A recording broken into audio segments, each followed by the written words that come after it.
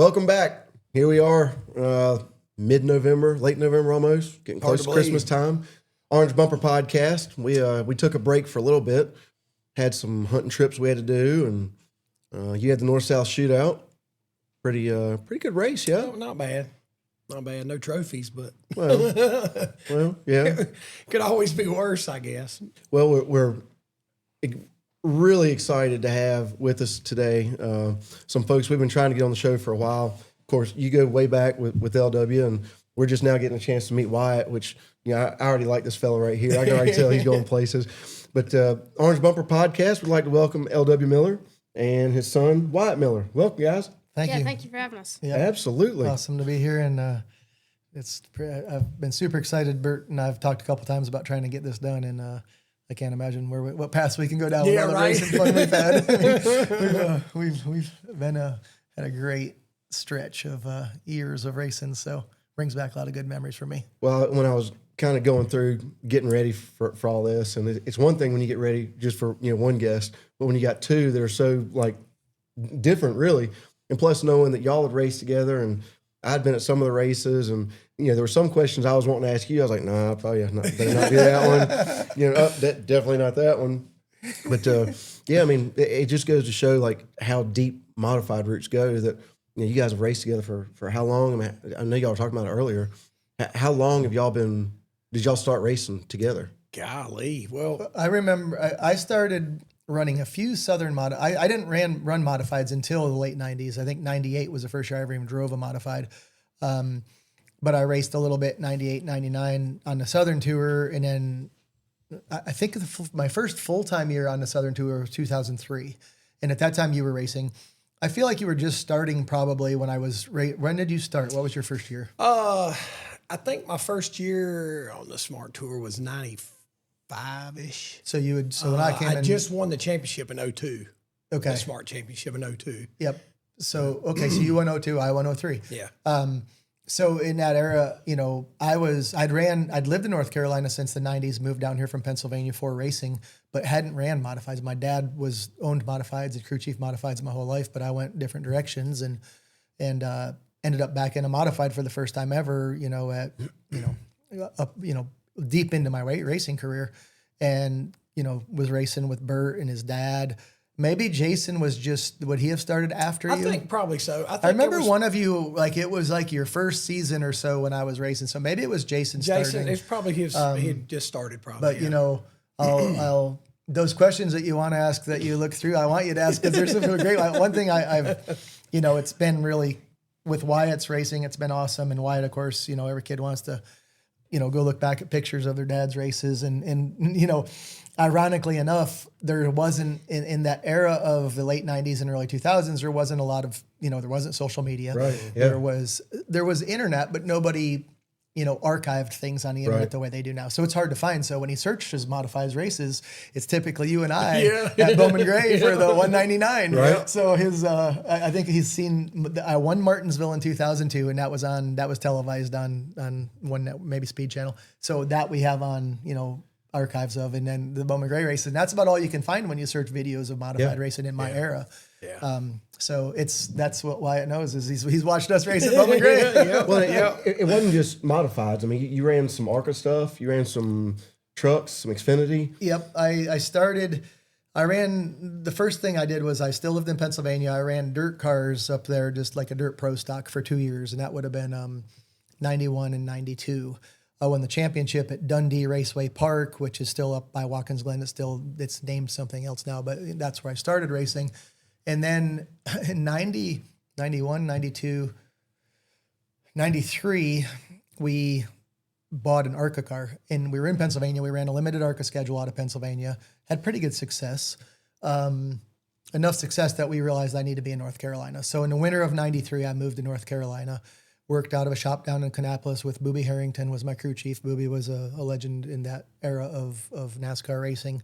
Had ran all the shops for J.D. Stacy when they raced. And that's sort of how I got into the ARCA series, and then got a ride in a Busch car in 95, and that kind of floundered.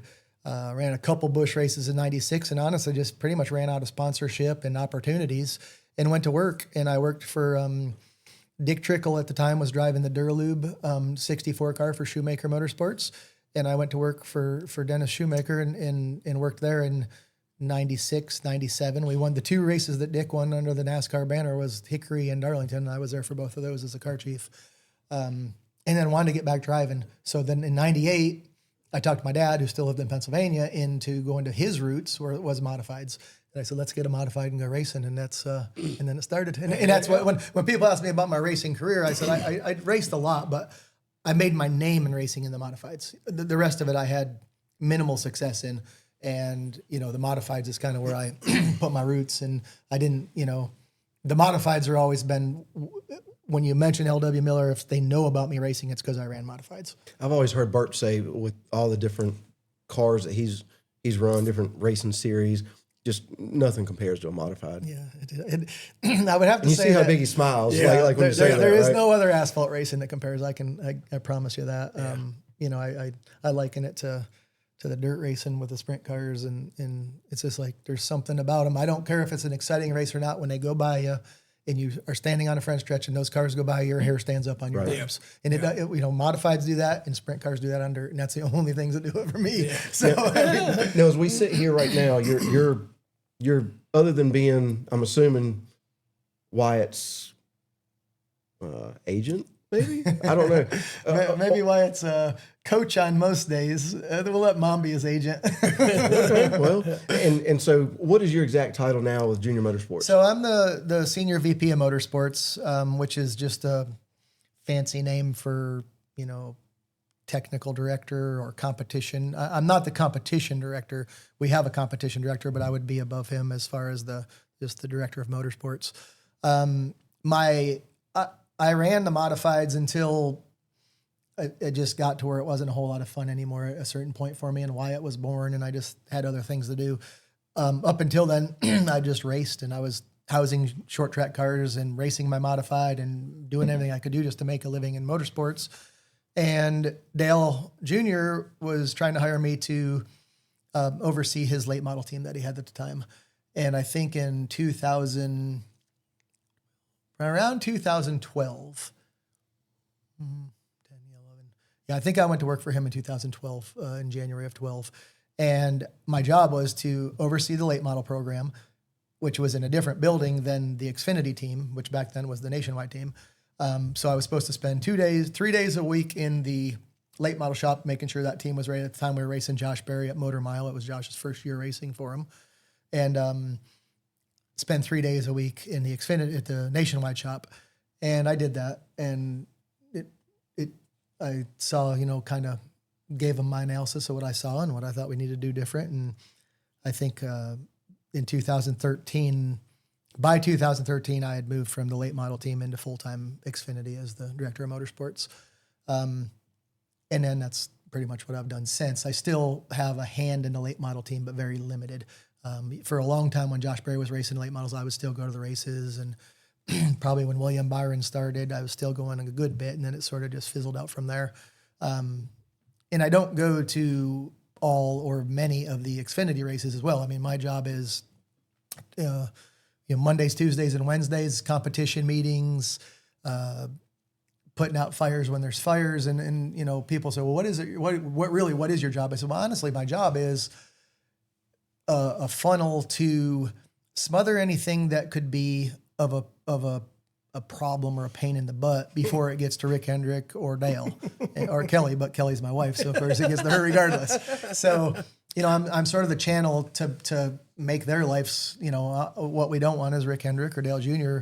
ever feeling like the race team's a pain in the butt because there's problems. So, my job is to fix all those problems before they become problems. And then a lot of the, over the last couple of years, it's sort of that part's been pretty well taken care of itself, and Dale not driving anymore is a little bit more accessible. So it's easier to go to him and say, hey, this guy's being a dink and what do we need to do? Or what do you think about this? Right. And now it's, I spend a lot of time just in strategy of what we look like next year, the year after, the year after. We are Citrusafe, where good grilling is made better. We have prided ourselves in being the industry pioneer for safe grill cleaners.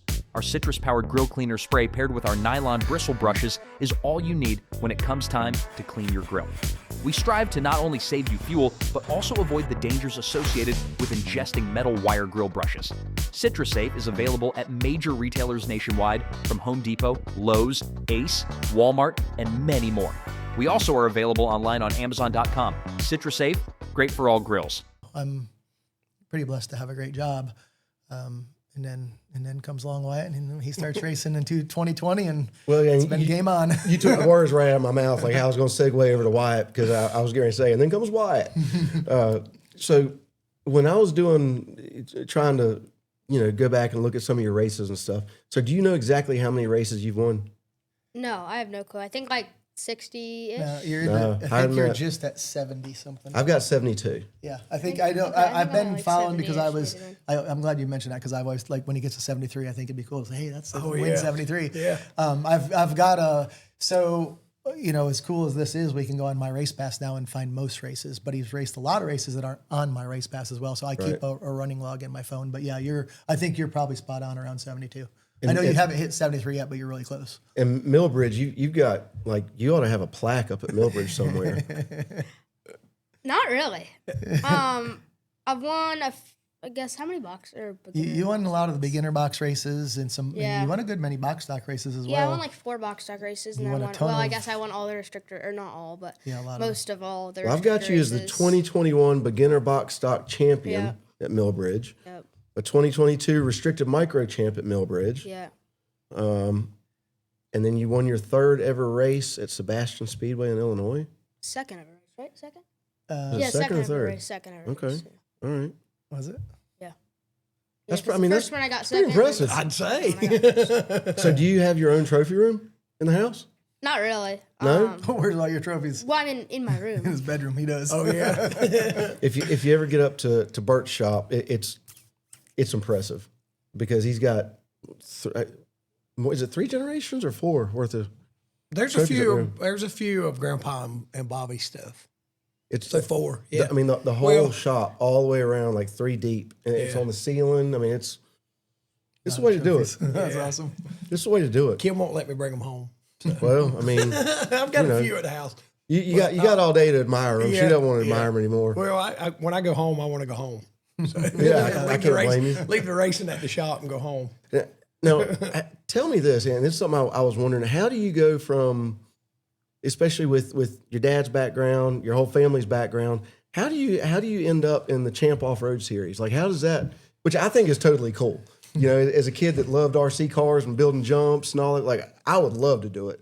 How do you end up with that deal? So I won the Tulsa shootout in 2023, and then. So you got a driller? You got a driller? Yeah.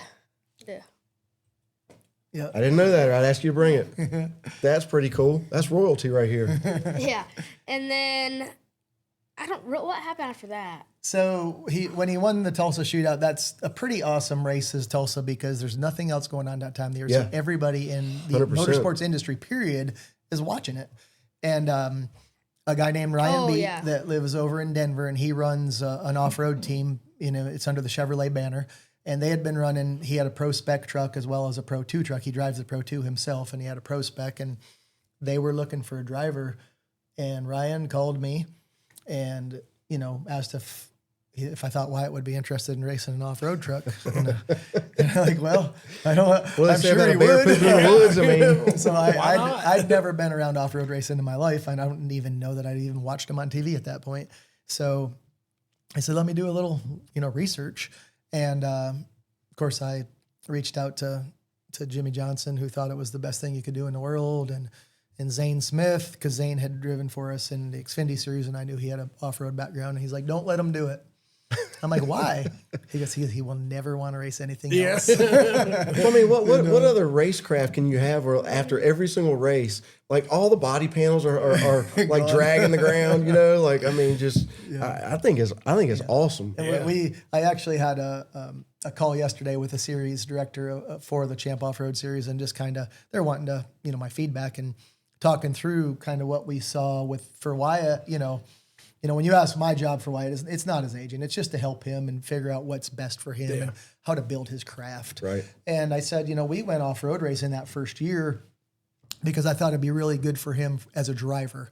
They're a 4-speed transmission, same transmission we have in the Xfinity cars. So, I mean, they have to shift, you know, you're shifting 10 times a lap or whatever, depending on the track. I shifted 18 times. 18 times a lap, yeah. So you're shifting, you're thinking, you're using road course, you know, technique as far as corner entries and stuff like that, but yet using dirt track technique because you're slide jobbing people. So, I mean, all that I thought was really awesome for Wyatt to help build his racecraft. And we did it the first year. And I left there and I told that guy yesterday, I said, that is the case. Like, that was true. All that was a benefit.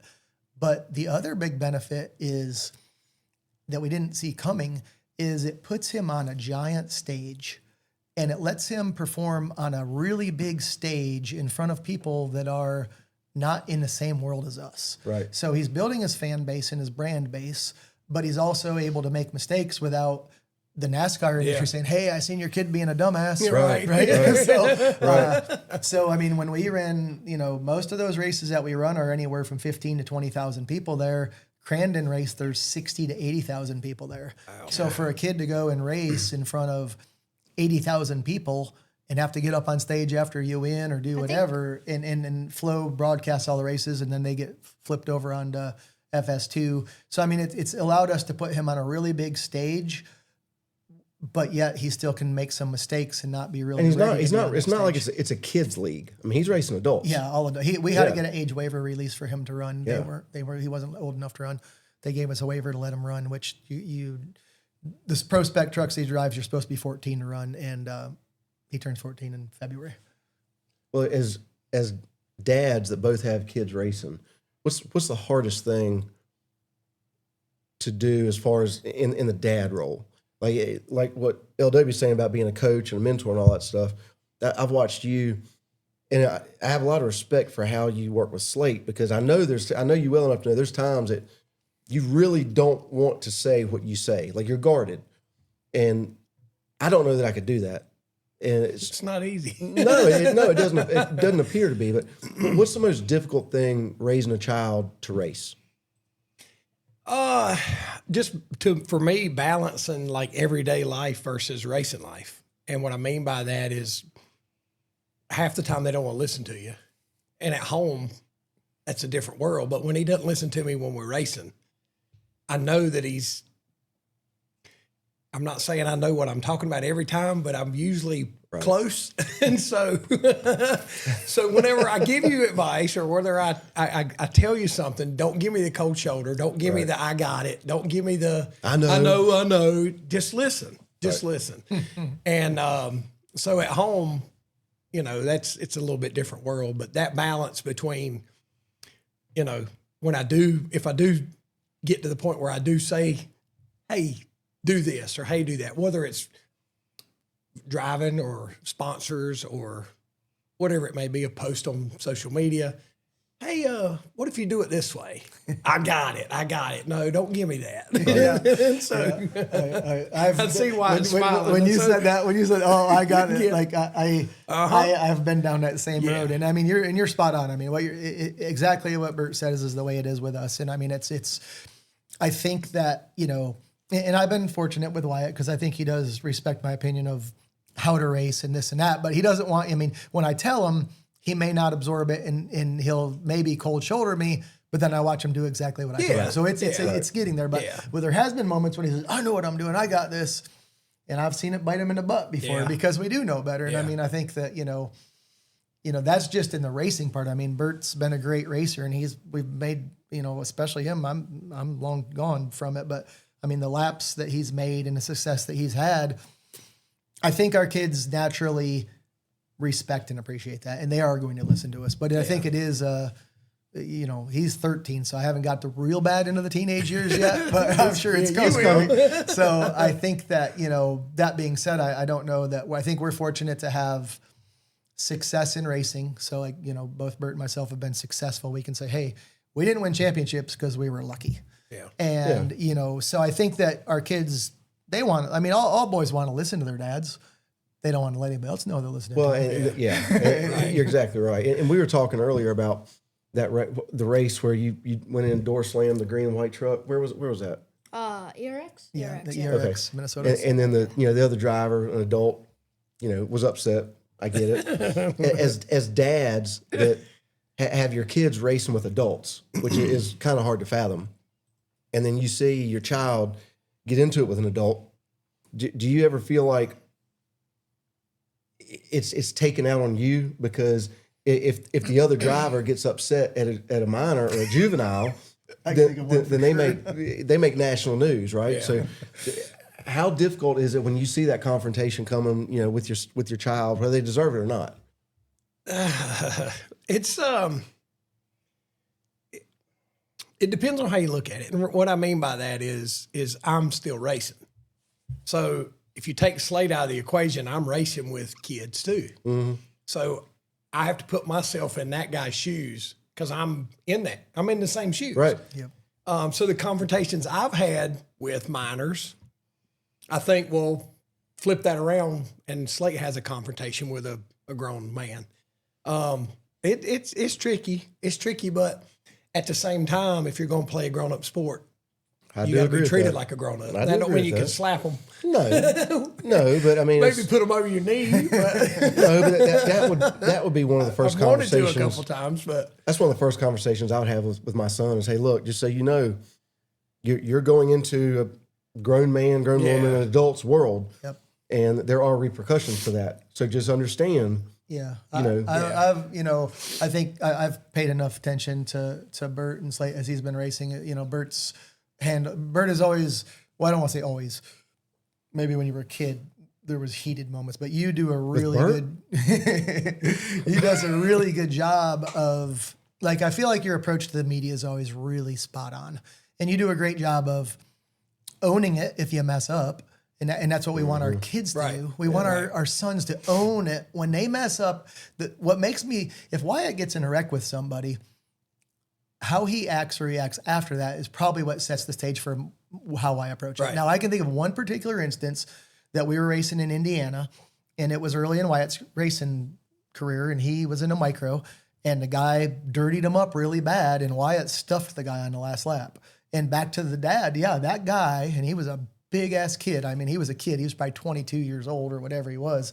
And he came after me in the pits. And he's like, I don't give a shit about the kid. I want his dad. I'm like, what the hell? I wasn't I didn't do it. I'm watching from the grandstands, man. Right. And, but for the most part, we haven't had a lot. Like, if somebody's mad with Wyatt probably gets more critiquing from me than he does defending. Like, I don't defend him. If he's wrong, I'm like, you were wrong, and we're going to go apologize. Right. Yeah. Right. And if he wasn't wrong... Like in the case of where you're talking about in the off-road race with the green and white truck, I mean, Wyatt was in the wrong, but I could argue why he made his move and how he made it. And knowing the history of how the racing had went up to that point in the season, totally understood it. Yeah. I in that case, I was upset that the driver was reacting like that, but I didn't go say, hey man, you can't flip my kid off. Yeah. We went up and we talked to him. We didn't talk to him after that race. We talked to him the next race, and we went and we had a meeting with him. And I said, listen, he said, first he was apologizing for, he was ashamed of his reactions. And I said, you don't have to apologize for me that. I'm a racer. We've raced. We know how intense it is. Mm-hmm. And back to what Burt said, if we're going to put him in a man's sport, then he's going to have to be a man. And if that's getting flipped off because you drove into the door, because you did drive into his door, I mean, then that's what you're going to get. So I've done, and I think, watching you and seeing how you've acted and interacted, publicly, and some of that just comes with age. Like, your dad knew how to handle it when we were kids. We didn't know how to handle it. Right. And you grow into that. So, I think, from my standpoint with the kids racing, we accept the fact that they're doing a grown person sport. And if they make mistakes, they're going to have to pay the consequences. And just ultimately have them own it. The maddest I've ever left the racetrack over Wyatt's racing career is when he doesn't own a mistake he made. And my anger is with him at that point for not owning his mistakes. Well, as dads, you want your kids to know it's okay to mess up. Yes. It's okay to fail. you just have to, when you do mess up, just own it and It's be not like, somebody hey, else's yeah, fault. like, Right. I screwed up, you know, like, all right, won't do that again. But at what point did you know that Wyatt was good? It really quick. I mean, you know, Wyatt being born, from the day he's born, he's Dale Earnhardt's grandson. So, I mean, if I didn't hear 200 times the day he's born, when are you going to get him in a go-kart? Right? And so I was guarded of that for a long time. And my answer to everybody was, he's not going to be allowed to drive his race car till he kills his first deer. And I like that. And so I really pushed hard, you know, not because I didn't want him to race, but because I just knew how it would go. And Burt and I are similar. If we're doing something, once we made our mind up, our mind is made up and we're 110% in. Yeah. It doesn't matter if it's what restaurant we're going to go eat dinner at or how we're going to approach our careers. And so I knew whenever Wyatt got to that point that it was going to be game on. So I think in the back of my mind, I knew he would drive a race car, but I just tried to kick it down the road as far as I could. And in both Kennedy and Carson, both of my daughters were racing at Millbridge all through his childhood years. And, you know, their dad, Jimmy Elledge, was like, hey, you want to get a go-kart, Wyatt? Because he owned the go-karts, or, you know, built the go-karts they raced. And Wyatt had no interest in it. And we were going in 2020, he would have been 8 years old. We were going to go to Illinois and put up some deer cameras and hang some deer stands at a friend of mine's farm. And he had a little box stock go-kart, similar to what they run at Millbridge, a little bit different rules, but very similar. And he said, hey, do you think Wyatt would want to run? At that time, his son was racing. Braxton was racing the go-karts, and his cousin was. Well, the cousin ran him one time and didn't like it. So he said they were just carrying that car as a backup car. He said, do you think Wyatt would want to run Braxton's backup car? I said, I'll ask him, but I just can't imagine. Because he had zero interest ever of wanting to do it at that point. And I asked Wyatt, I said, hey, Chase said you could run his Braxton's backup cart if you want to try to race this weekend when we're out in Illinois. And Wyatt says, yeah, I want to do that. And I told Kelly, and her reaction was the same as mine. No way he's going to do it. Yeah. like where he's not going to do it. Like Wyatt to that point was the kid, if you put him on the go-kart, he loved sitting on that go-kart until you started the engine, but the engine was too loud and he didn't want nothing to do with it. Boy, how things have changed. Yeah, we went to that was the first race we went to Sebastian with Chase, and he practiced, and I called Kelly, and, you know, Friday night we went over and made some laps in practice. I said, man, he really did good, and he likes it. He loves it. And we went back the next day and ran his first race. Kelly wasn't even there because she didn't believe it would really happen. And, you know, back to being blessed to be in my work position. And at the time, Ryan Pemberton was the competition director at Junior Motorsports, and he did my job for me. So I was like, you know what? We're going to stay in Illinois and we're going to race. And there was something called the Nationals happening out there for box stocks. They run out in Iowa and Illinois and Iowa and Wisconsin. And they have a national series in the middle of first week of August, where you go and race in Wisconsin for a couple of days, and then Illinois, and then English Creek, Iowa. So we stayed out there and ran Sebastian again the following week, and I think that was your first win. You were third the first night that he raced. No, second. Second the first night I raced, and first. And then won the next week. And then we went to the Nationals, which is like, well, you're going to the Nationals. That's a big deal. It's and like 13 races in I think maybe 12 races his in 13 days. we I went think to I won 8 of them. Yeah, he just dominated him. And he won the English Creek Nationals, which is the biggest outlaw kart thing you can do, is the Nationals English Creek, and that was in a beginner box stock. And he won it in his fourth or fifth race, probably sixth or seventh race. But that same, like, I hadn't come home yet. I was still out there. Yeah. And it was in back to why I probably, you know, instinctually tried to put it off, is because I knew once I was, you know, I can't not do it all the way. Once you push that boulder over the hill, it's gone. And Wyatt just, you know, so I knew right away that he would, like, I could see that he was good at it, right? I mean, I had a lot of success racing in the modifieds, but particularly because I was pretty smart. Like, I knew how to make my cars work really good. You know, if we raced a guy, you know, some people just have raw talent, and some people can do it on smarts. I didn't have raw talent. I could do it on smarts, and I wasn't scared. I mean, I was not scared to go fast and drive. I can attest to that. I've seen you race several times. But I didn't, you know, I don't know that I had a, you know, I mean, Burt's got raw talent, Teddy Christopher, raw talent. Like, those guys I felt were way better race car drivers than me. But I had success because I was really smart at it. And I mean, I won a shitload of races and 3 championships. Yeah.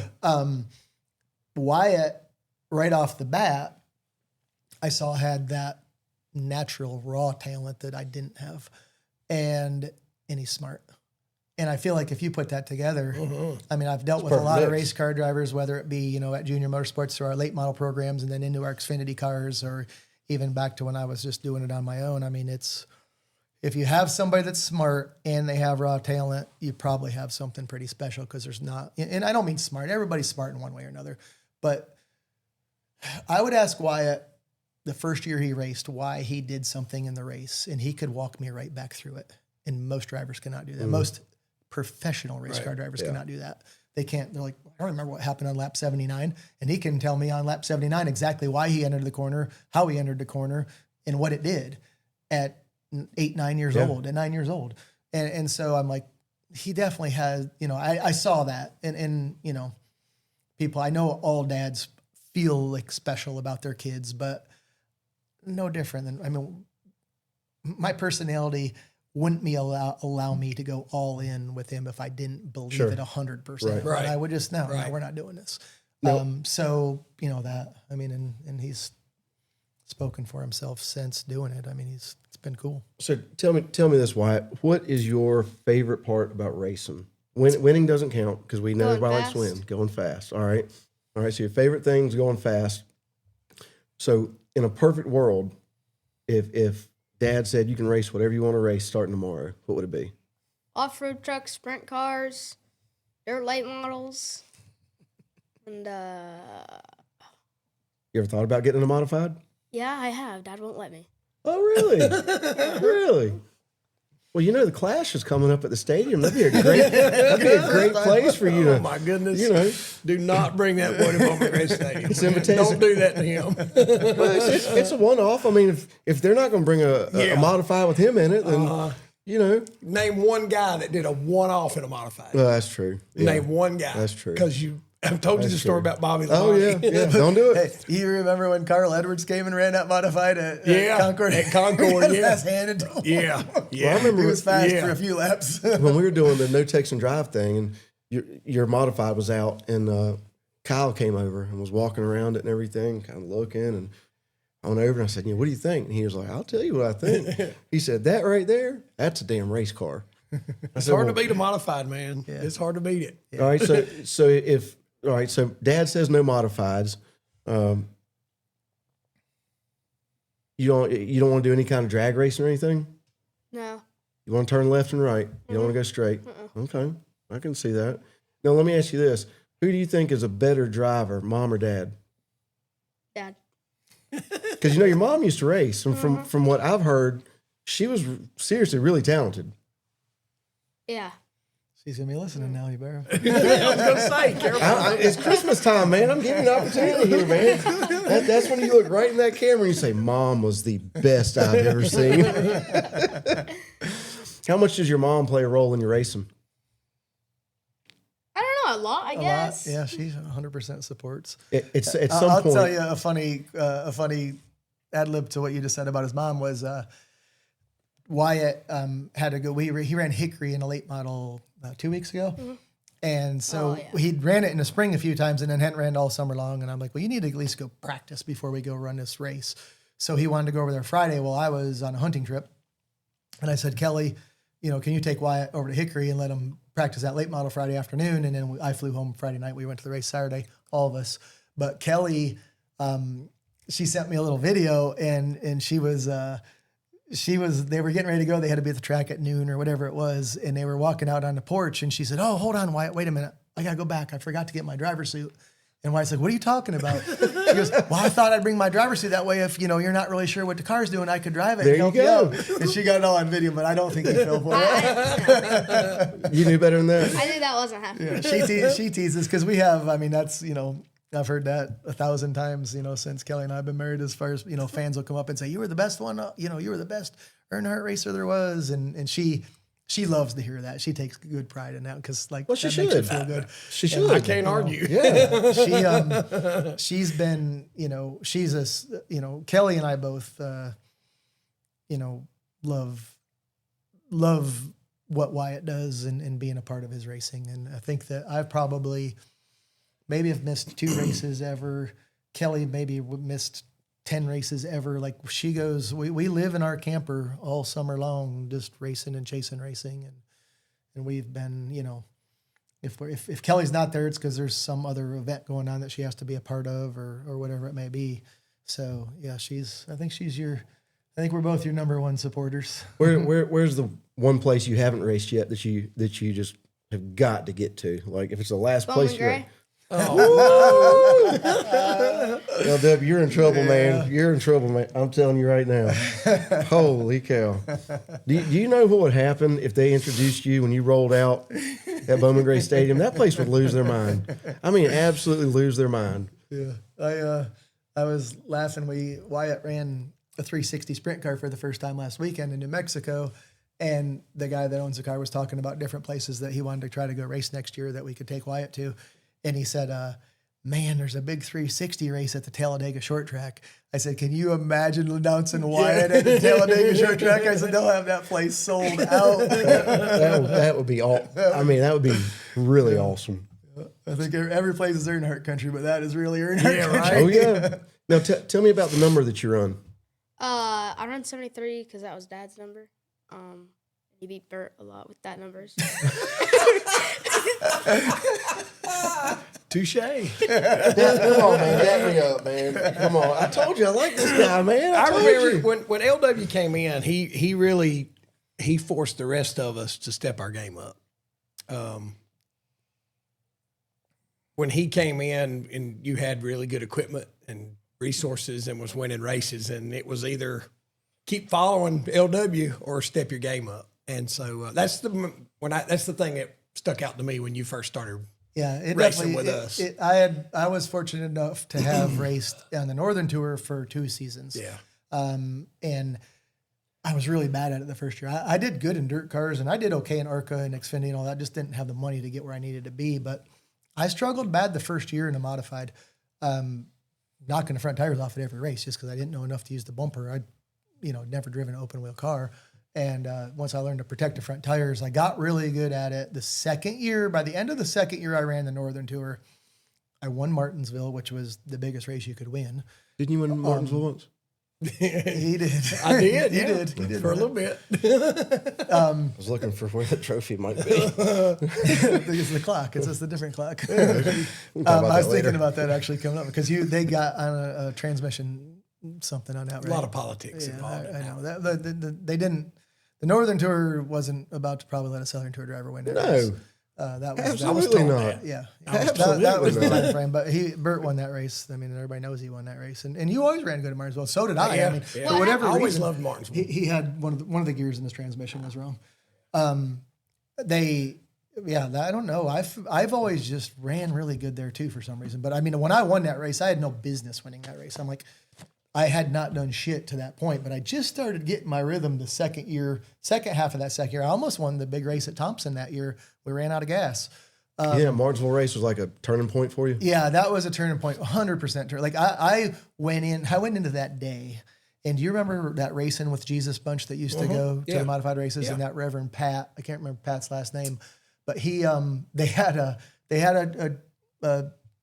Bible service that morning before the race, and I went to that Bible service, not all the time, but I went that day, and I was at that point in my life thinking about. I was living in North Carolina, racing that modified up north and having not much success. And I was contemplating quitting racing, thinking about, okay, what am I going to do? Where's my life going? I need to figure out what my path looks like. And I went to that service that morning, and I was raised a Catholic, went to 8 years of Catholic school, and they raise you different than probably I would like my son to be raised as a Christian. And his service was about that it's okay to ask to win. Ask Jesus to win. You don't have to be ashamed to ask. And in a Catholic church, you don't ask Jesus for anything. You do what you're supposed to do. And I'm like, all right, well, I'm going to test God today. Yeah. I want to win this race today, God. I had zero business winning that race, and damn, I stomped him. Yeah. How about that? So That's cool. So that was that's cool. That was a turning point, for me in my career, because after you win Martinsville, well, you don't really have to pay for motors anymore, and you don't really have to pay for cars anymore, and you get free brakes. And it was like, it allowed me to then become a professional race car driver from 2002 when I won that race till 2012 when I quit. I made my living racing. Now I also did side jobs working on late models and this and that or whatever it may be, but I made a living racing, and that wasn't heard of in that era. Right. So that race turned my life around. So I won that race. We almost won Thompson, ran out of gas, and then that team dissipated the end of that year. They were out of Massachusetts. And so I bought one car and one motor, brought it to North Carolina where I'd been living because I've been traveling back and forth. And that would have been 2003 when I went on the Southern Tour. So, I mean, I was like hitting my stride when I came down in 2003. And I mean, I caught you guys all off guard so hard. I mean, I won 7 of the 12 races that year.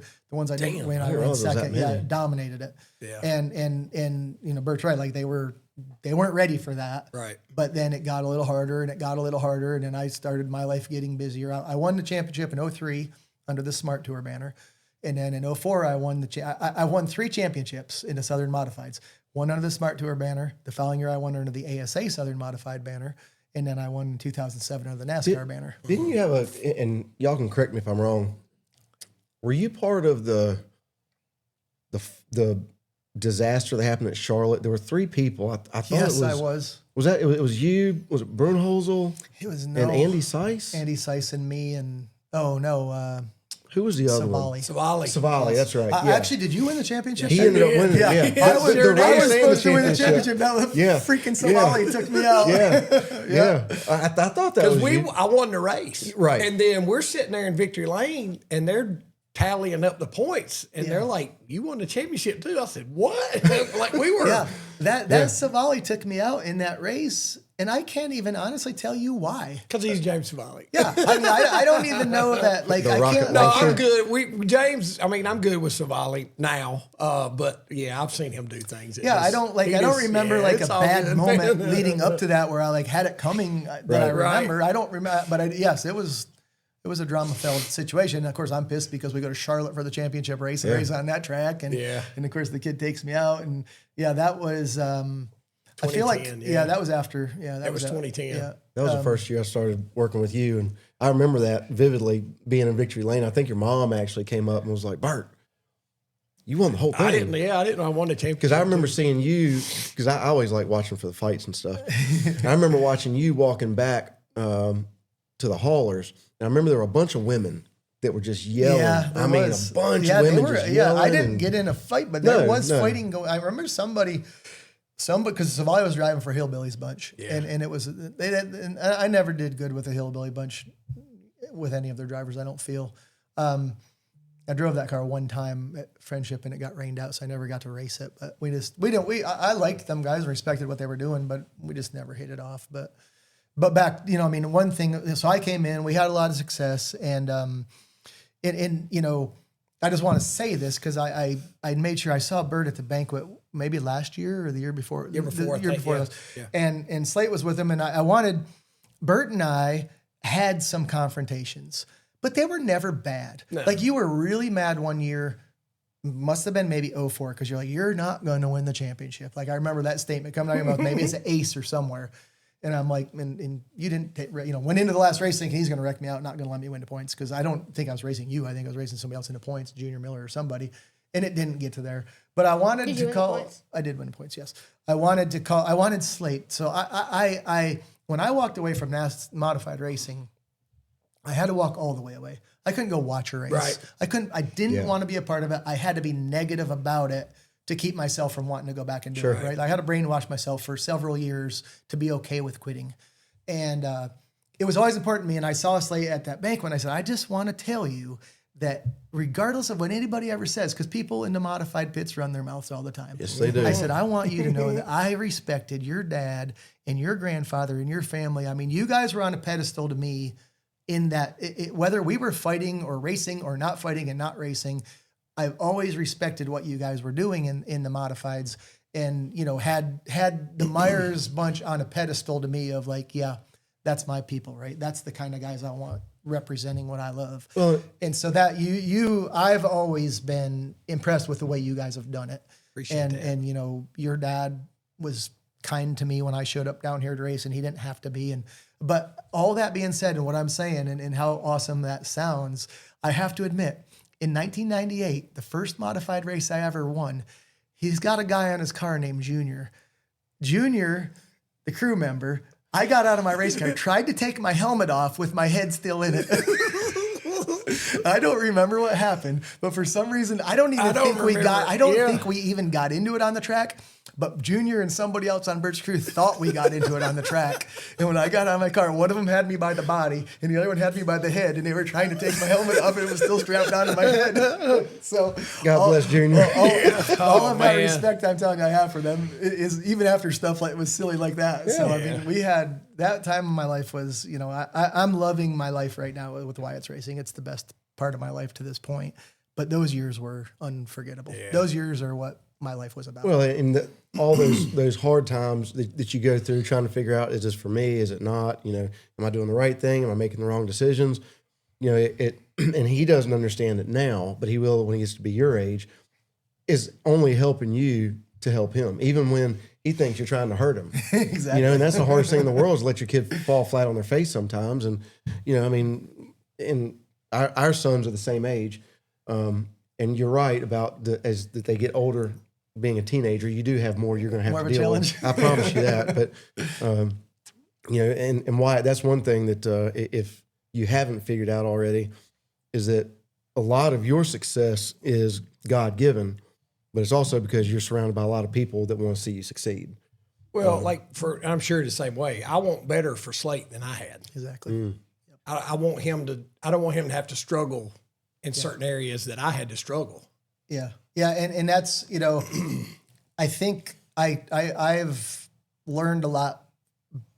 I don't want to say I've learned, because I probably am making mistakes, or, you know, going to keep making mistakes or whatever. But because I've been exposed to a lot of dads in racing, you know, if we have a kid running one of our cars and there's an issue, I'm the person the dad goes to, right? So I've experienced all different aspects of the dad's position in racing. So I've tried, and I'll say tried because I haven't succeeded all the way, but I've tried to always keep my mind on, okay, don't be the dad, be the coach, be the mentor, be whatever. But I've always said, okay, I don't want Wyatt to sit in the best race car out there. I want him to have to struggle sometimes, right? I want him to get in some cars that he can win in, but I want him to get in cars that he can't win in, and face the whole struggle of all that. But the hardest thing, and I'd like to hear your thoughts on this, Burt, the hardest thing for me being a dad, knowing I want to see him struggle a little bit, I want to see him flop a little bit, I want to see him earn it. The competitor in me won't just not tell him different. It's like if I see something that can make him not lose the race, even though know he needs to lose one, the competitor spirit in me, it's like everything I know that I need to be doing goes out the window, because all I care about is him winning. Right. Yeah. And I think that's just the competitor in me. Even though I know I should just shut up and let him struggle, it's like, no, I can't. He's got to win this thing. Right. No, I agree. I remember it was after the Daytona 500 one year, and they did a documentary thing. Harvick did a documentary thing, and it was Keelan. I think they were at GoPro, and he was watching, and I'll never forget this, because Slate was kind of just getting going. And Kevin said, I have to really be careful how I talk to Slate, or Keelan, and how I approach Keelan, because when he makes a mistake, or if I see something he needs to do better, I have to be careful how I approach that, because I know what I'm looking at. Yeah. And why did you do that? And I caught myself doing that with Slate. We go to Caraway and he's in the 602 and he's driving in 3 car lengths too deep. And I'm like, Slate, what are you doing, man? He doesn't know any better. Yep. He doesn't know any better. So I had to be careful how I approach that. Hey, Slate, try this or try that. So it is hard because, and obviously Slate hasn't won yet. And somebody asked me the other day again about when is he going to be on the podcast. I said he didn't want to be on the podcast till he wins a race. That's what he's saying. And I can respect That's what that. he's been telling me. I'm that. not coming on there till I win a race. But yeah, I mean, you want them. You It's want so the hard. best. You want the best for them. So it's no matter what we tell ourselves going in, it's like all this.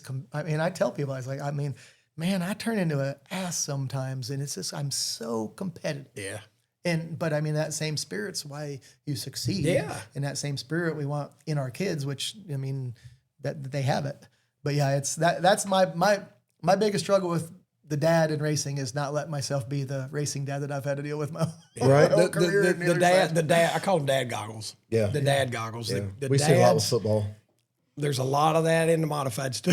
Yeah. The dads that are probably their kid's own worst enemy. Yeah. They really are. Just let him do his thing, and it's not good. But one thing I've noticed with you two, and I've kind of seen it, and me and Kevin had talked about this too. Teach them to be a good person. Yeah. If you teach them to be a good person, it makes them a better race car driver. 100%. And so that's one thing with Slate. We try to. I see it. I hear it more from other people than with Oh yeah, when they're not around you, they're super polite and respectful. Like, oh my gosh, y'all have done such a great job raising him. He is so respectful. I'm like, they come in the front. my kid. They come in the front door, slamming doors, bro. Well, tell me this, Wyatt. So, and I wish he had more access to older races. In your opinion, okay, what's the difference between being aggressive and being dirty? I don't know. I don't really know. If you wreck them, then you're obviously dirty. But if you just bump them out of the way, you're not dirty. So you would agree moving somebody out of the way is just part of racing. Yeah. I agree 100%. So if somebody's wearing your back bumper out and they get by you, and then you send them up into the turn 3 wall, is that dirty or is that racing? Racing. No, it's not. If you wreck him, if he moves you, And I wreck him? and then you Wrecked him, yeah. Then yeah, that's dirty. Yeah. But if I just move him back out of the way, that's not. yeah. Totally. No, he means Yeah. send him in the Yeah, wall like okay, wreck. Yeah. I always like asking those the kids questions. that. Yeah, but those questions are not. There's more. That's not a yes no answer. No, I understand that. That's well, and how long did you? How rough did he rough you up? Like how long had he been roughing you up? Did you block him? Well, did you chop him? I mean, LW made a good point a minute ago when he was talking about you don't always see how somebody has raced you all season. Right. Maybe just that race leading up to that one YouTube moment, Right. Bowman Gray moment. You know, Right. like you don't see that. All you see is the 15-second clip of the it factor. Yeah, The easy answer for me is when a guy, and you can relate to this, when you overdrive your car to run into somebody, that's dirty. Yeah. That's dirty. But just like my Facebook thing says, if you're using your back bumper to keep me behind you, it's my job to use my front bumper to get past you. 100%. Right? Yeah. But when you start overdriving your car to make contact or to knock that guy out of the way, Yeah. And that's a little too far. Wyatt's just now If you're way faster than him, and he's blocking you, you can get by him. Wyatt's kind of he's just learning the whole asphalt type of moving people type of racing that we race, and I think we went 2 weeks ago to Hickory, and Wyatt ran a 100-lap race, and he ran 50 of the best laps ever and running second, and got frustrated, used up, whatever, and he didn't go. He ended up wrecking the guy and himself, but not set out to wreck him. If you watched it, you'd say that's what happened. Well, no, Wyatt is a dirt racer, so he thinks you can cross somebody over. Doesn't realize they're going to be stuck. They're not sliding them off the bottom. Yeah. But up until that point, I was frustrated with Wyatt because it was a horrible move. He took himself out of the race. He had the car to win. But I had to get myself back in check because I said, you know what?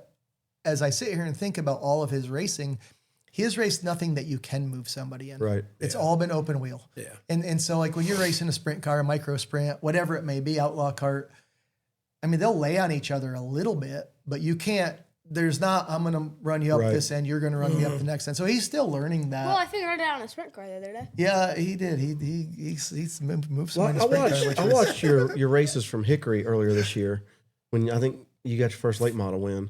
And correct me if I'm wrong, but he raced door to door with another guy for quite a while. Yeah. And I was just, to be honest with you, I was watching it knowing that you were young, waiting for you to have a young guy's moment and get impatient and just, but you didn't. You didn't. And that speaks volumes about who you are. And that's and Burt, I've heard Burt say this 1,000 times, and he'll say it again.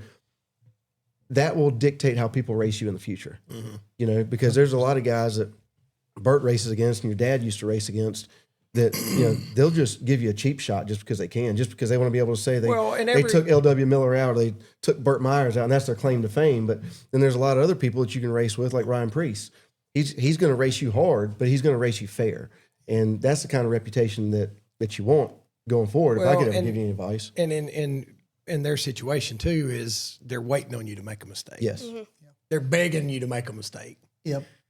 And not just because your age, but with your name and your history, and they're waiting on you to screw up. Yeah, you got the target on you walking in the gate, and that's do. and we know that, and we accept that, and we live it. But the guy who loses, you know, doesn't have a target. Just keep that in mind. That's right. Yeah, he's, you know, I think that Wyatt's maturity, and that comes back to just, you know, being smart, having a good IQ of knowing, hey, I'm not. I mean, and that he ran 3 races at Hickory in the spring, and I think prior to that maybe only ran ever 5 or 6 Legends Cars races, so had 0 asphalt experience, and he won 2 of the 3. And then we went to that race this fall, 2 weeks ago, hadn't ran them since April, and he just made a horrible move, like a bad move, and wrecked. And Brian Schaefer is the crew chief on that car. He was the crew chief when I worked for Dick Trickle. Brian was the crew chief, so we've had a history forever. And Brian's like, yeah, you know, we're going to have a lot of that. I'm like, I don't think we will. Like, he doesn't do a lot of dumb things like that. Did he at the fall brawl? Heck yeah, he did. It wasn't even really dumb. It was just kind of, I didn't know. Yeah, he didn't. He thought what he was going to do was going to work, right? And it didn't. We've all done that. but now you know, and you won't make the same mistake again. Right. Well, you have to. It's just like life. You have to make a mistake to learn how to not make a mistake. Yeah. You know, and just like we've talked about with Slate, Slate's probably too aggressive. But with Jason crew chiefing him on the Smart Tour, he said, I would rather have that kid all day long than the kid that won't get up on the wheel. Just riding around. Easier to dial them down than dial them up. 100%. Yeah. I couldn't agree with that more. Yeah. So what are you doing in 2026? You got any big news you want to drop here? Is your dad going to say he's going to run the modified race at the Clash this year? Like I'm trying here, man. I'm doing everything I can. You know what would be cool? This is what you need to do. So you know how the Harvicks have the Harvick thing going on? Yeah, you know, okay. we could do that, Y'all do that in modifieds. Yeah. That way Dad can be on the track with you. You can be in a modified. Mrs. Miller, I'm sorry. Better ask Mama about that first. Ma'am, I apologize ahead of time, but y'all could have like a little 3-race thing. Yeah. You know, I think that'd be cool. Don't you think so? I'm working for you here, man. I'm working for you. Listen, so how many times has somebody said, "Oh, should race a micro, or you should come race the late model, or you need to race against Wyatt"? I'm gonna go ahead and tell you, as Wyatt's dad, there is no way I'm ever going to race Wyatt, because the minute that he realizes he can beat me, Right. oh, I've lost all my credibility. Right. All those races I won, they don't mean shit. That's right. As long as he never has the opportunity to beat me. Yeah. Which You've always got that claim. I've always got that. Yeah, that's right. Yeah, I'm also smart, and I'm not going to get my ass beat by him. Yeah, I'm sure he would probably get somebody to make a special trophy just for you for Christmas or something. Yeah. But all right, so we can't get you to modified right now. But what's 2026 hold for you? I think we're just gonna run the off-road truck and then run some more late model, and then what else are we running? We're the full off-road schedule. Okay. Which we did this past year. We'll run the same division of pro specs again next year. Now, will they be anywhere near North Carolina? No, That's all kind of Midwest. Wisconsin, Minnesota, Michigan, California, Missouri. That's all the states they run. Lucas Oil is probably. Yeah, Lucas Oil would be a good one. That's in Missouri. But it's in Missouri, not Right. really close to North Carolina. Oh, yeah. So our schedule will be built around the off-road schedule, which the off-road schedule is how many? 8 weekends? 16 races? Yeah, 16 races. It's a Saturday race, a Sunday race, but it's only 8 weekends. Okay. So it allows for a lot of other racing. It's pretty cool how they do that, though. Yeah, it is. It makes allows you to really, I think they do it for the teams to be able to race, catch a breath race. There's no back-to-back races. So we then are going to run, maybe 15-ish late model stock races. So this year he can only run the limited car at Hickory because of age. Next year he can go race anywhere in a late model stock. So he'll run the late model stock. Can he run pros with cars? He could run pros, but I just haven't gone down that route for some reason. I don't know. I think we have access to the late model stocks because Dale has late models. Sure. And I don't know that there's a benefit in going to run a pro. We got late model stock. So, I mean, our approach will be go run weekly late model stock races. You know, if you go run Tri-County and you get good there, well, then let's go to South Boston and get good there. And just kind of move around a little bit with those. And we'll run some micro races around that, micro sprints, as well as some outlaw kart races, you know, Millbridge, Wednesday night races, whatever. And then probably fill in, you know, we're after running the sprint car last week. I mean, you talk about what do you want to do? I mean, I think I want to race sprint cars, off-road trucks. Couple more steps. How's it going? Are you me? Yeah, I'm you from the future. Well, hold on, let me shoot this deer real quick. Yeah, that deer's gonna wind you because you didn't use your limit shield. Told you so. Anyway, I got a jet. Just remember to use your limit shield. Oh yeah, and if Mike asks you to go to Tijuana, don't go. You know they're having a sportsman race at Bowman Gray at the Clash. I'm just throwing that out there. I mean, you know.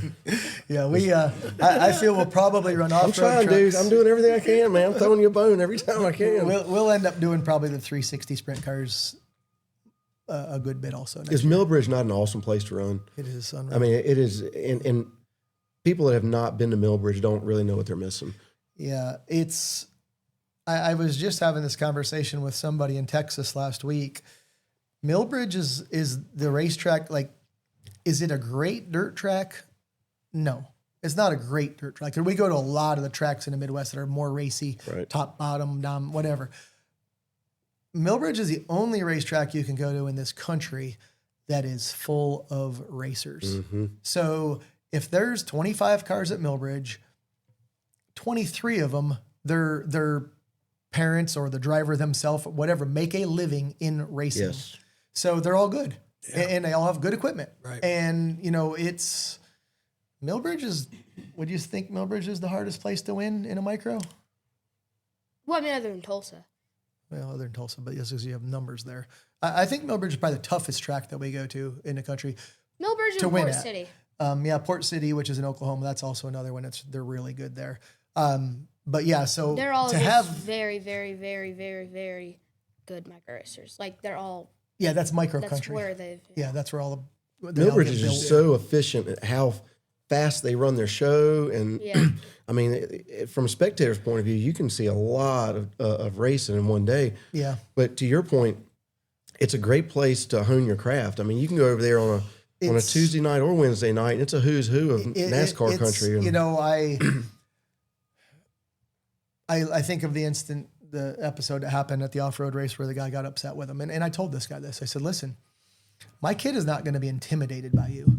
And you want to know why? Because he can go to Millbridge and run door-to-door with Kyle Busch.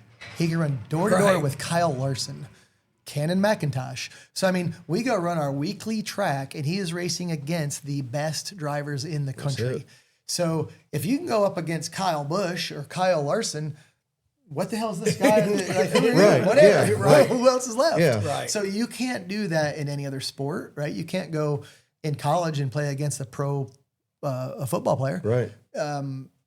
But when Kyle Busch or Kyle Larson show up at Millbridge to race, they're all in and they want to win as hard. I mean, they're all in. They're not just there to have fun. And now both of their kids are there, and they're really good too. Yeah. So, I mean it's, you know, Millbridge allows us the opportunity to do that you cannot duplicate anywhere else. No way. I mean, it's an awesome place for that. And they do a great job running the place. I mean, it is, like I said, I mean, North Carolina dirt for micros is probably not ideal. When I say that it's not as good of a dirt track as some we go because we don't have black dirt in North Carolina. Right. But as far as the way they run the show is unreal. I mean, it's awesome. Yeah. You think he could get the Triple Crown?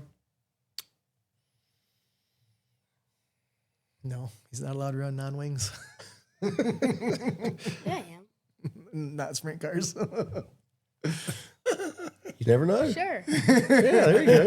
Well, it's like If the opportunity presented itself, Yeah. you absolutely could, right? I tell people this all the time. One of my favorite things that Burt's ever said, because it's so right, is if you don't think you're the best, then watch anybody else.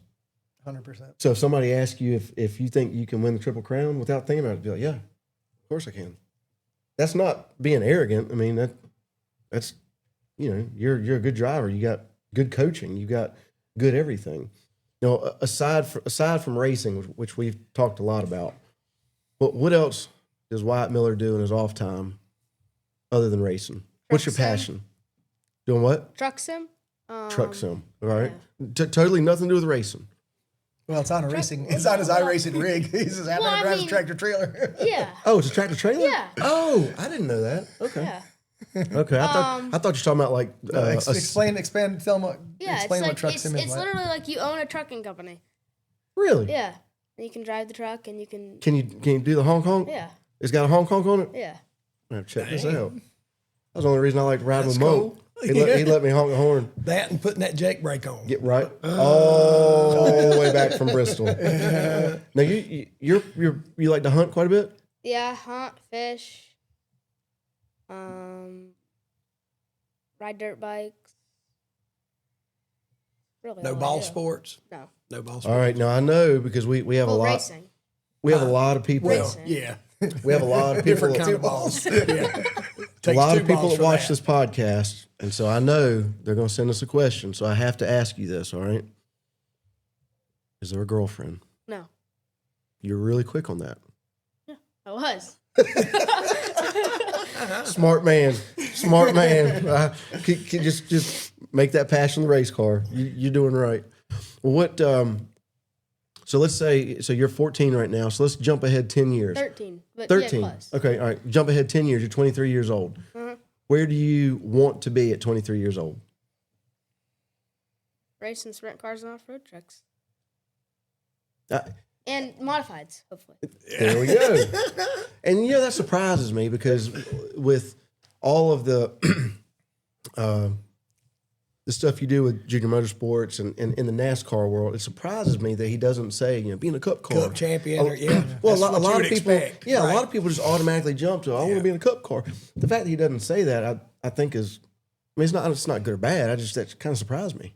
Do you ever think that you'd? I mean, I know as his dad, obviously, that he thinks the High Limit Series or the World of Outlaws. I mean, he loves sprint car racing and he loves the off road racing. Now that we've been a part of it, which we all do. Like Kelly and I fall in love with off road racing as well. But we also, we know the value in the NASCAR world, and ultimately that's your goal you work towards. But do you ever think? I mean, I know your heart right now at 13 is in sprint cars, but as you get older, do you see yourself racing in NASCAR? I don't know. Yeah, Maybe. I think that I know his answer, right? Obviously, I knew what he would say before he said it. I wonder sometimes that because it's how mom and dad, it's our job, it's our work, that how that affects our kids. Yeah. You know what I mean? Because any other kid, a lot of kids want to race 410 sprint cars, but they'd all say, "Oh yeah, of course I want to be a NASCAR driver." So I wonder sometimes if it's, it's obviously a positive that we're in this industry and in Kelly's family is who they are. But sometimes I wonder that, is it maybe turn you a different direction because you want to set your own stage and walk your own path. Well, and you know yourself too. Sometimes it's not fun. Yeah. It's work. Yeah, it's work. And it's our maybe job. Maybe he sees that. Yeah, you know that's what I mean? I mean, for I think that's another where you're kid, going they don't with see that. mom and dad come back frustrated because of work. Right.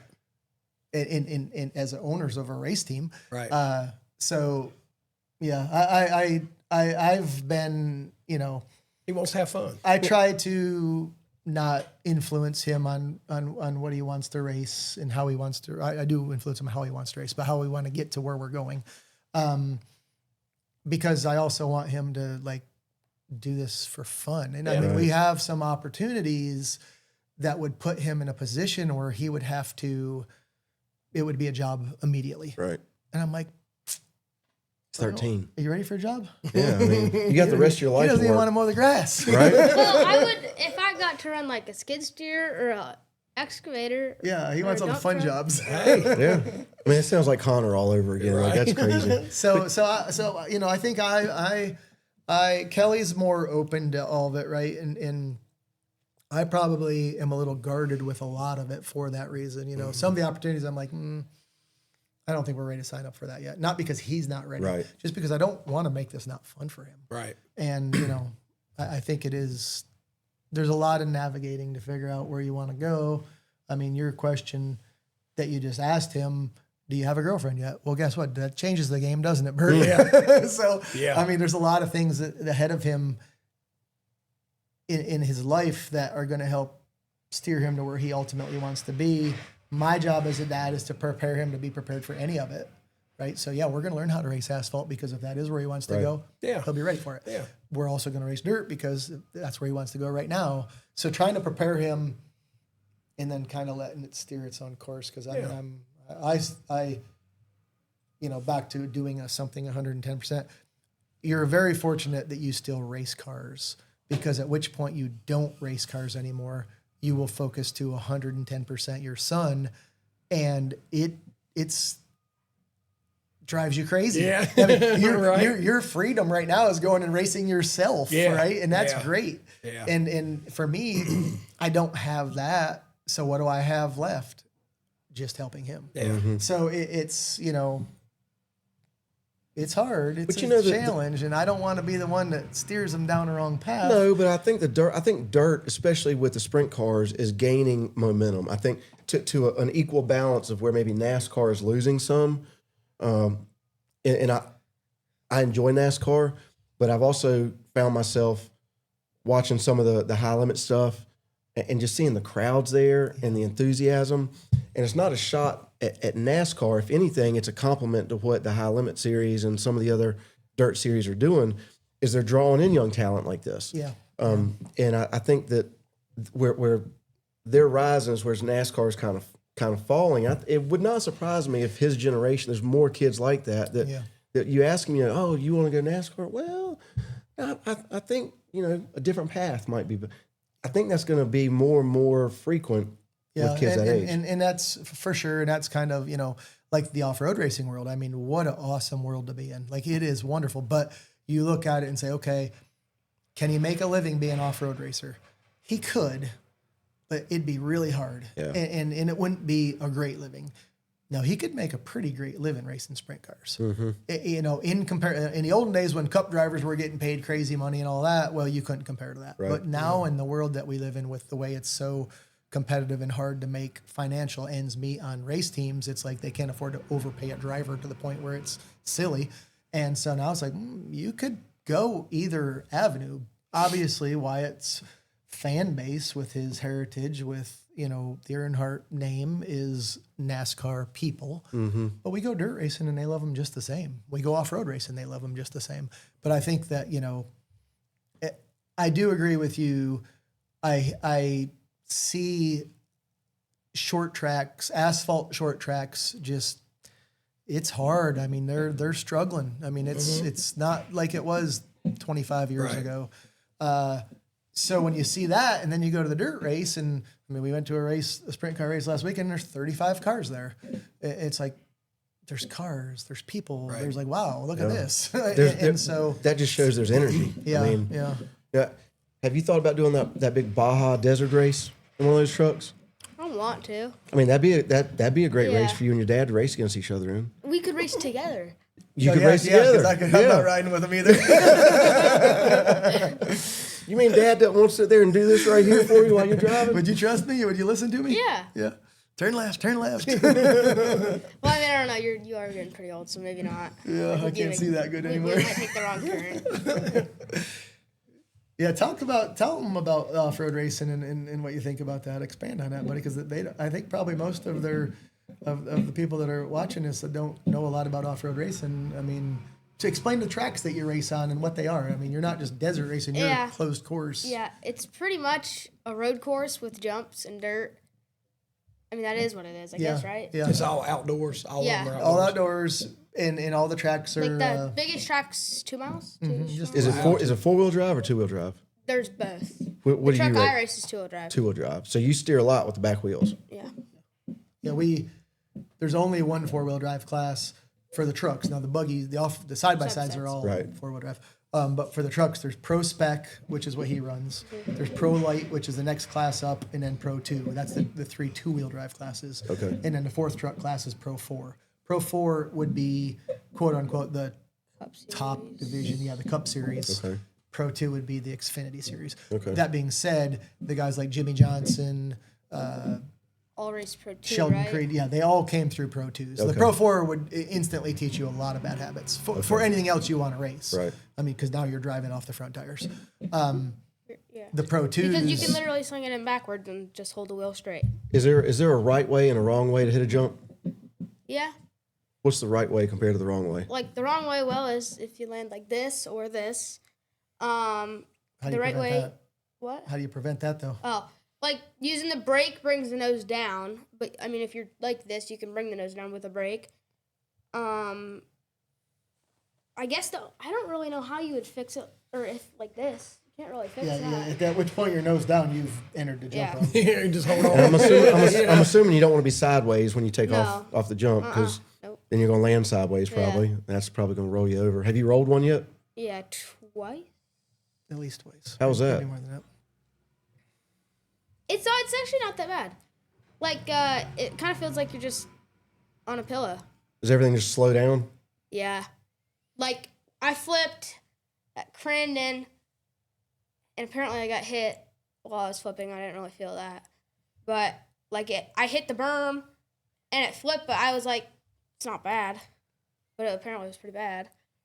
Do you have a radio in your truck? Like, do you have a Yeah. spotter? Yeah. Do you do any spotting, or are you just totally removed? So last year we ran 16 races. I spotted one of them. This year we were in 16 races. This year we ran 16 races, and I spotted one of them, and he lost that race because of the spotter. Oh No, no! I did not. Tell him what happened. What what did happened? happen? I can't remember. So Wyatt was leading the race. We were at Dirt City, which was in So I was Wisconsin. leading the race, and okay, so the lap before I go in there, If you I want to walk bike over, up. I'll pull that knife out of your back. If I go into a turn on the top and I bike up and I land it and I get past, but I get right back because he biked up. And then the next lap, I go in the corner the same way. It was the last lap. But the last lap. But I thought I biked up because I just got in the cushion too hard. So I went to run the same lap, and apparently it wasn't because I got in the cushion too hard. And I biked up again, and I saved it and then kept going, but I was like right here. The guy drove by him, passed him for the win. And I was spotting for him, and I thought to myself, he had about 5 or 6 truck lengths in front of the guy. And I thought, man, I can't tell him to be careful at this point because that guy will get him. But the lap before he hit that turn, it was whatever the name of that turn was. And like to live it over, I would have said, hey, be careful not to bike that thing up again going through the right hand or whatever the corner was.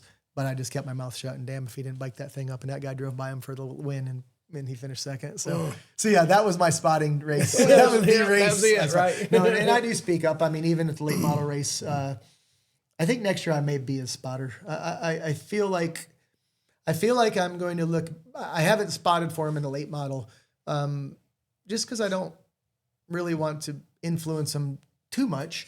But I do speak up. But I was thinking, we ran that race at Hickory a couple weeks ago, and I think that if for next season, I probably will spot for him in the late model, not the off-road truck.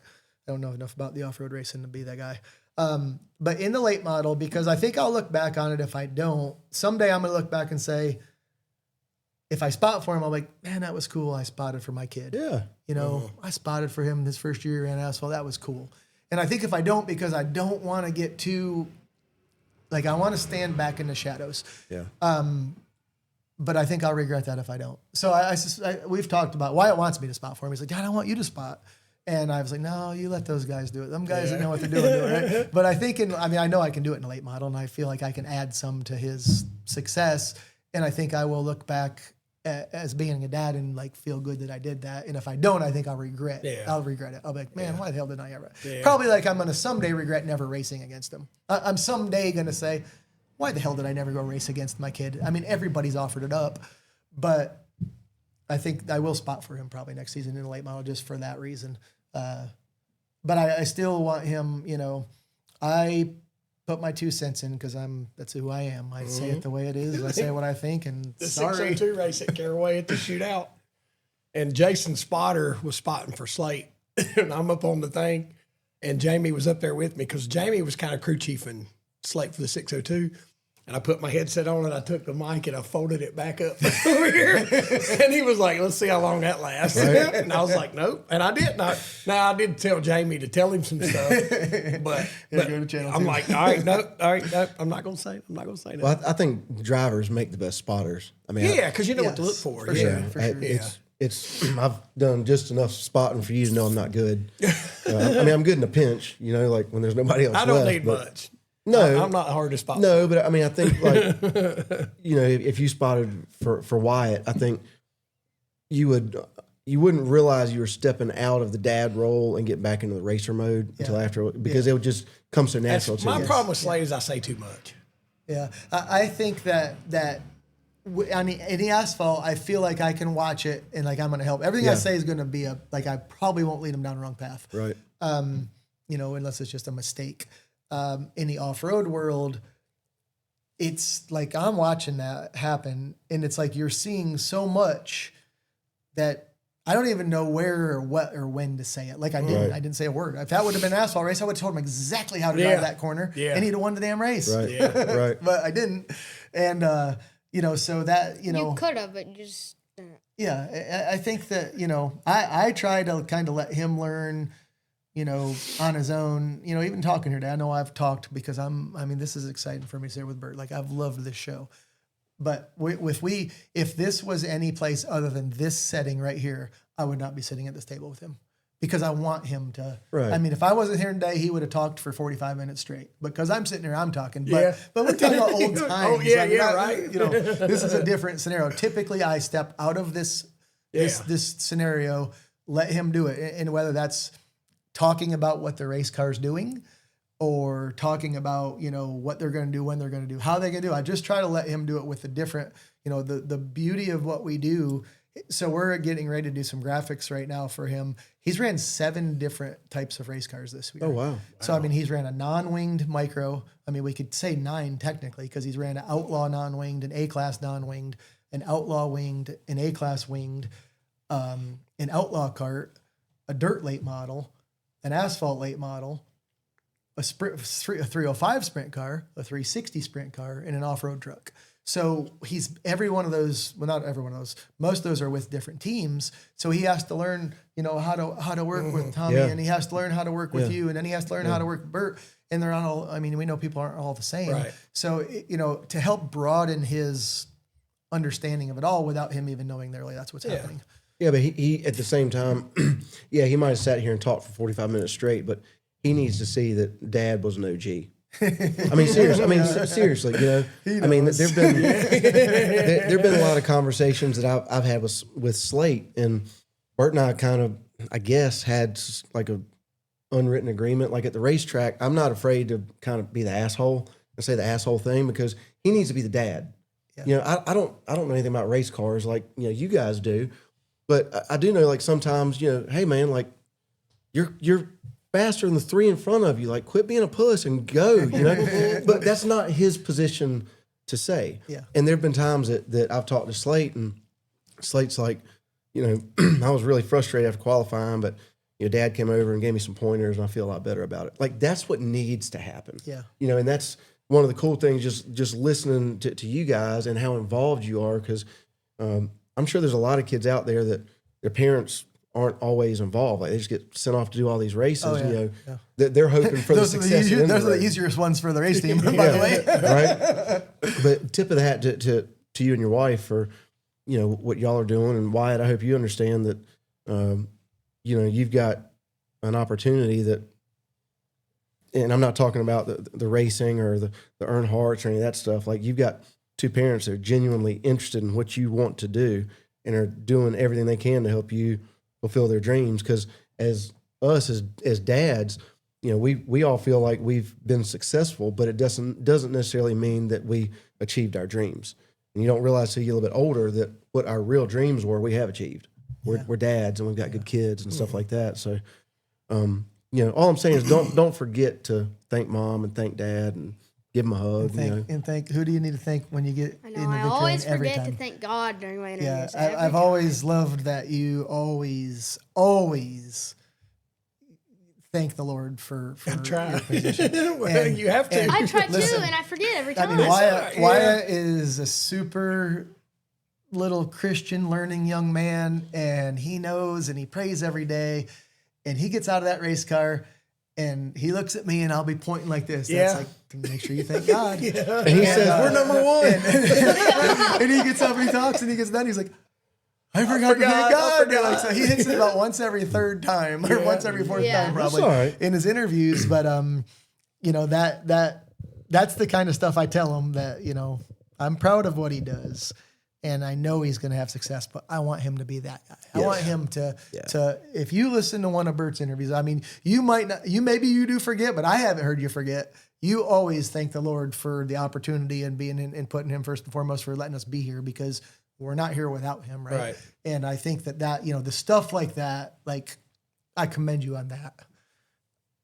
And I want you to do that. Well, you're on the right path. I mean, Yeah. there's a lot of excuse me. There's a lot of kids that can't communicate, can't even carry on a conversation with adults that are his age. And you know, the fact that, you know, I was telling you, I saw an interview that you did, and you know, just you're very poised, and that's something that kids your age don't typically do. So, if there's anything I could tell you, don't be afraid to be you. Like, you're not expected to be anybody but you. You know.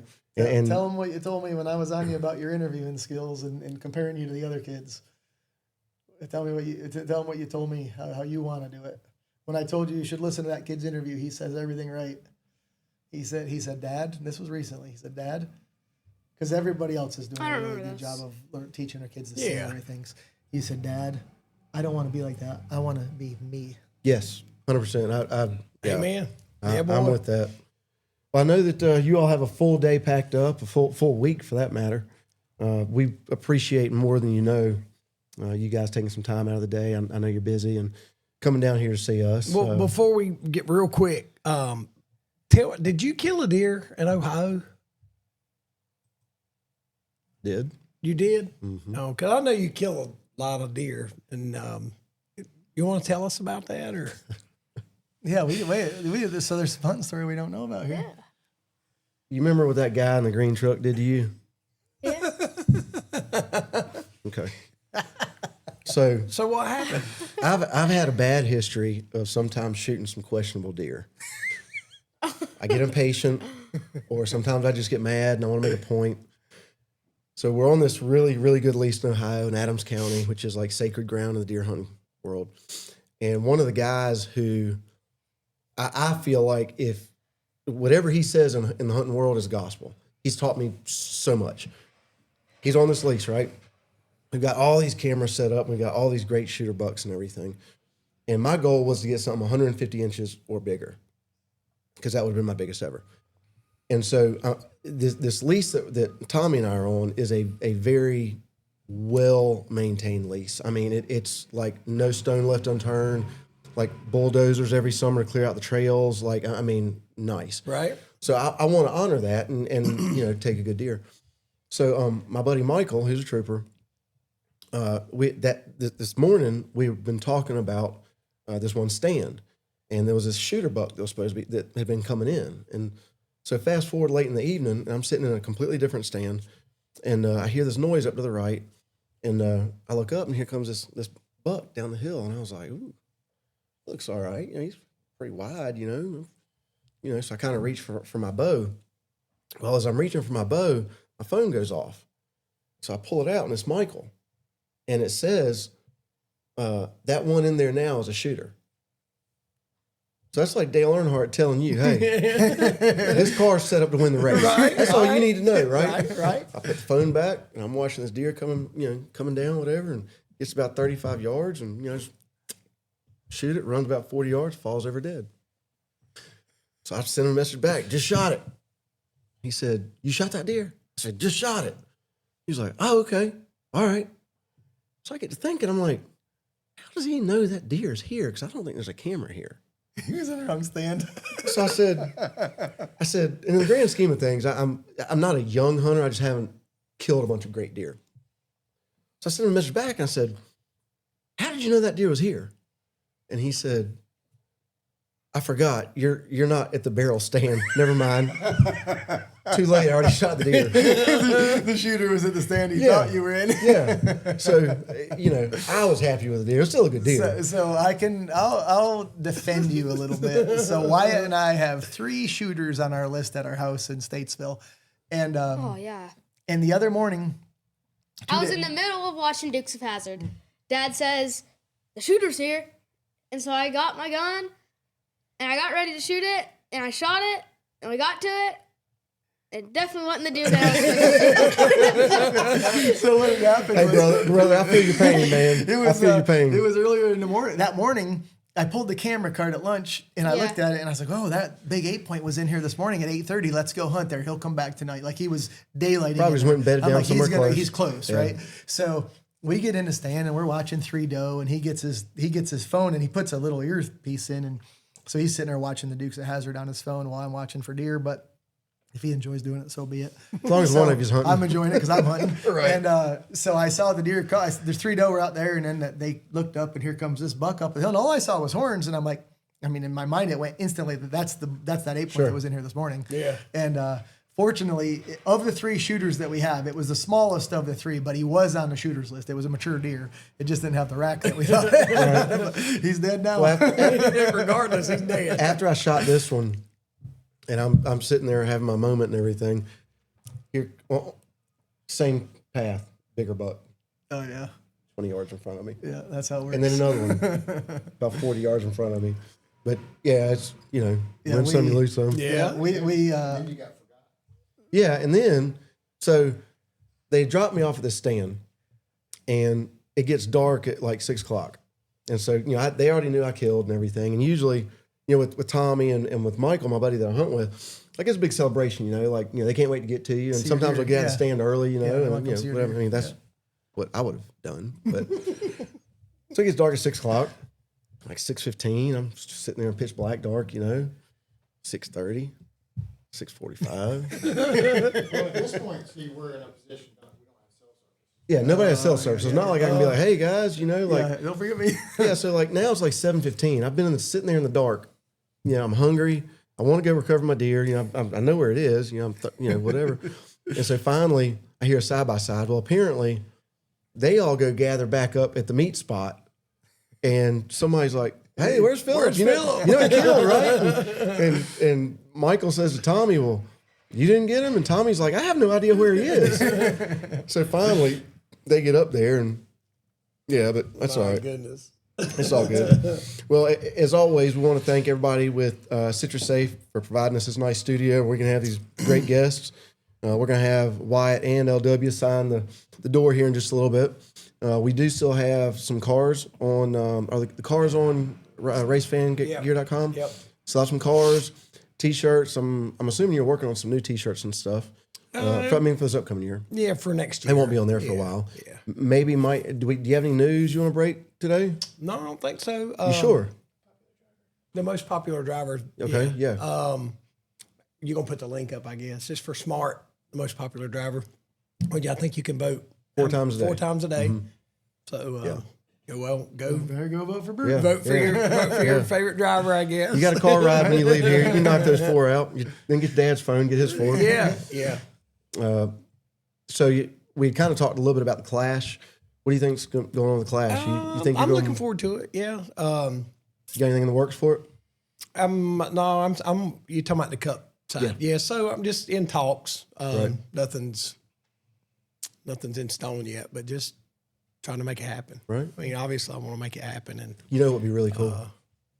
what's that? So there's this race place called Junior Motorsports. Yeah. But here's the cool thing. They do a one-off for the Daytona 500 and We Cup. can do the Clash too, right? So think about the Clash. No points. I mean, That'd be pretty cool, wouldn't it? The problem being that Clash car would have to be the Daytona car, and I don't know if we're going to pull that Right, off. right.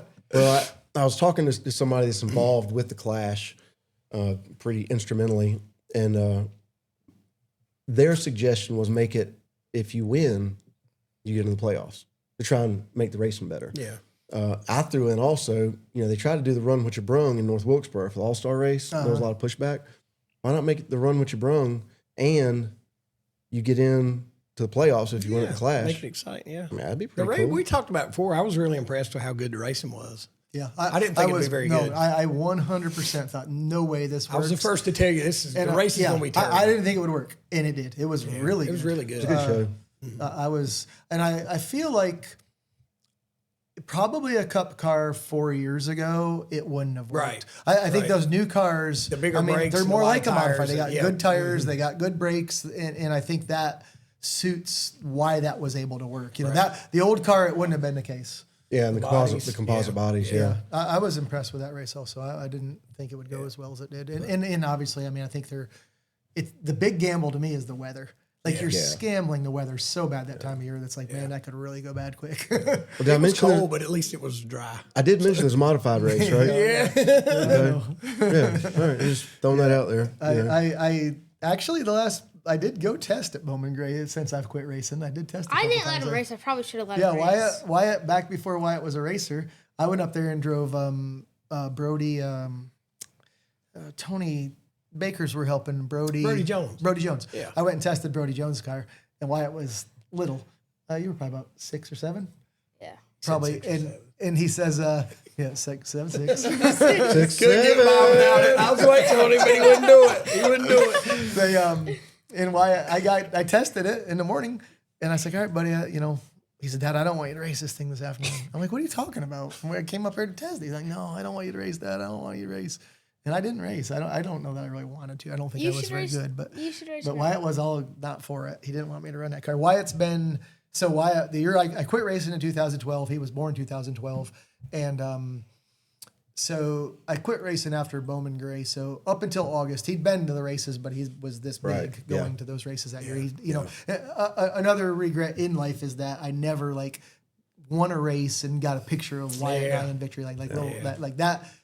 That's a box that I'm never going to get to check. It's not too late. Yeah, it is too late. So I'm doing what I can, man. Like I'm hustling here. Like but he did experience going to those tracks. I mean, I got pictures of him like this big at Bowman Gray in the last race that I ran there. And then we tested there that one time. But yeah, I didn't. Well, you're obviously both of you more than welcome to come. Smart races or come up to the stadium and get an off weekend. Come hang out. I don't know. Maybe you can work something out with Burt. Maybe try something in practice. I don't know. You have to talk to him about that. I've learned that these race cars are like your wives. You don't let other people dance with them. It just depends. So, well, like I said, we do appreciate you all coming. Yeah, I know you got a lot of stuff to do. Absolutely. It brings back a lot of awesome memories and been super cool to be here. And I think that this is pretty fitting because what Wyatt knows about the modified racing, he's able to watch and see even Burt and I racing. So this is pretty cool for him. Well, we want to thank Citrusafe as always. Race Fan Gear, who's always been a big supporter, has helped us tremendously with a lot of merchandise and stuff. Please check out racefangear.com. Make sure you go to the link that Devin's going to put up for most popular driver, and you can vote 4 times a day. And gentlemen, if I haven't missed anything, I think we're going to wrap it up. But another great show, great guests. Look forward to next week. You want to make that we got announcement? somebody. We can. Connor Zillich will be on with us next week, so looking forward to that. We're gonna, after everybody's feet's kind of getting on the ground. It's tricky because when the season's over, I know for me, when the season's over, you think, okay, well, we're not racing, so things calm down. Well, for me, they ramp up. So there's that time period there, but we're going to start getting some people scheduled and whatnot. So yeah, looking forward to it. Good stuff. Well, we appreciate you always watching. Please do us a favor and drop a like, follow. You can check us out on Apple. You can check us out on Facebook, help me out. Facebook, YouTube, and then what's the other one? Spotify. Thank you. You can check us out there. Please give us a follow. Tommy, am I missing anything? All right. Well, with the boss's blessing, we're going to wrap it up. Thank you, everybody. Thank you.